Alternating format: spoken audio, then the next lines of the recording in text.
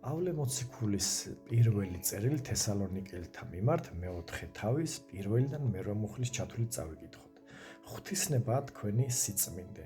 კიდევ გთხოვთ ძმებო და შეგაგონებთ უფალ იესოში, რა კი ჩვენგან ისწავლეთ თუ როგორ უნდა მოიქცეთ, რომ აამოთ ღმერთს უფრო და უფრო, რადგან იცით როგორი მცნება მოგეცით თქვენ უფალ იესოსგან.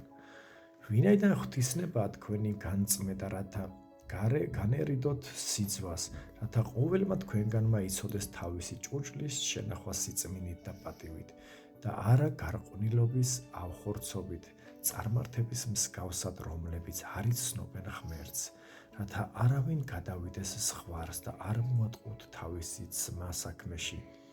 ვინაიდან შურისმგებელია უფალი ყოველი იმის გამო, როგორც ადრე გითხარით და დაგიმოწმეთ.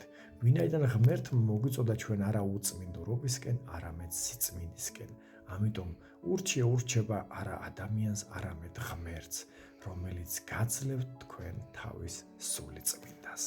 დიდება უფალს და მადლობა უფალს ამ ძვირფასი სიტყვებისთვის. ღმერთი მოუწოდებს ადამიანს სიწმინდისკენ და არა უწმინდურობისკენ. ამას მხოლოდ მაშინ არჩევ სად ცხოვრობ ადამიანი და რა მდგომარეობაში ხარ, როცა სახარებას კითხულობ. უფალმა გაკურთხოთ, ძალიან ძვირფასი სიტყვებია, გადაშალეთ სახარება და წაიკითხეთ. იესოს სახელით გაკურთხებთ.